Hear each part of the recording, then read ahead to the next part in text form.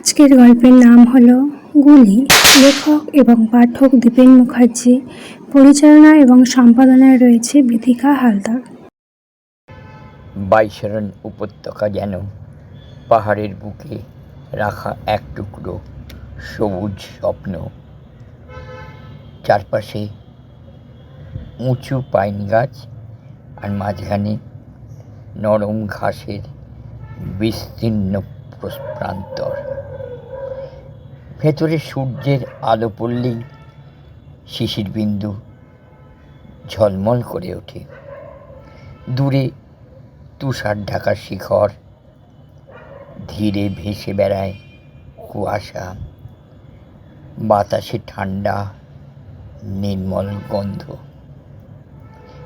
এই শান্ত উপত্যকার কাছে ছোট্ট একটি গ্রাম, কাঁচা ঘর, সামান্য জমি, সাদামাটা মানুষের জীবন। সেই গ্রামেই থাকত সাজ্জাদ। সাজ্জাদ ছিল 7-8 বছরের এক ছোট্ট ছেলে। পাতলা শরীর, বড় বড় কৌতূহলী চোখ। খুব বেশি কথা বলতো না, মাঝে মাঝে দূরের পাহাড়ের দিকে তাকিয়ে থাকত, যেন পাহাড়ের ভেতরে লুকোনো কল্পনার জগৎ তার অপেক্ষা করছে। গ্রামে তখন চাপা উত্তেজনা। সীমান্ত খুব কাছে তো, মিলিটারিদের যাতায়াত। গ্রামের অনেক যুবকও তাদের সঙ্গে কাজ করে। সাজ্জাদের দাদারাও সেই দলে ছিলেন। তাদের মুখে প্রায়ই শোনা যেত, মার দো ইন্ডিয়া কো। সাজ্জাদ এসব বুঝতো না, ও তো ছোট্ট ছেলে। তার জীবন ছিল খুব ছোট, খেলা, খাওয়া আর স্বপ্ন দেখা। সবচেয়ে উজ্জ্বল ছিল তার একটা ছোট্ট স্মৃতি। কয়েক মাস আগে বাবার সঙ্গে সে একবার বাইশরণ উপত্যকায় গিয়েছিল। সেদিন অনেক মানুষ ছিল সঙ্গে। কেউ ঘাসে বসে গল্প করছিল, কেউ ঘোড়ায় চড়ছিল। সাজ্জাদকে দেখে একটা দিদি হাসি মুখে আদর করে একটা ছোট্ট প্যাকেট দিয়েছিলেন। ভেতরে ছিল চকলেট। সাজ্জাদ আগে এমন কোনো স্বাদ পায়নি। রাতেও সেই চকলেটের কথাও ভাবত। ঘুমোতে গেলে মনে হতো, আবার যদি সেই উপত্যকায় যাওয়া যেত, আবার কেউ না কেউ তাকে চকলেট দিত। মা বারবার বারণ করতেন, ওখানে কখনো যাস না, সময় ভালো না, বিপদে পড়ে যাবি। কিন্তু ছোট্ট সাজ্জাদের মনে সেই উপত্যকার সবুজ ঘাস আর চকলেটের স্বাদ ঘুরতেই থাকত।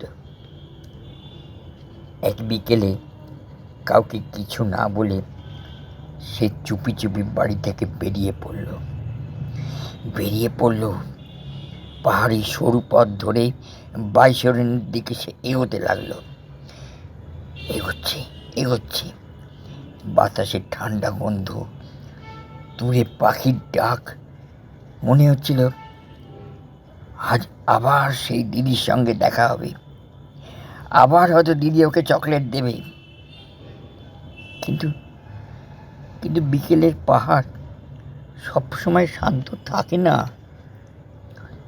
হঠাৎ দূরে কোথাও যেন একটা গুলির শব্দ ভেসে এলো।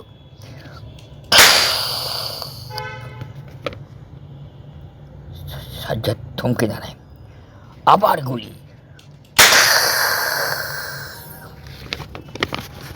সাজ্জাদ কেমন যেন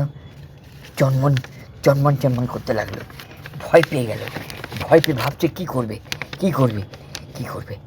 ছোট্ট বুক তার কাঁপতে লাগলো।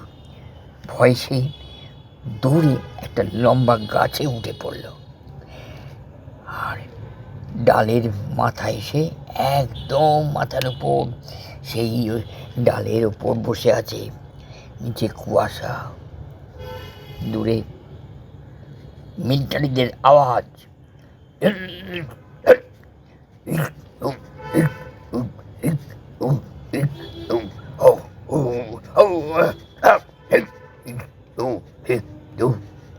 মাঝে মাঝে গুলির শব্দ।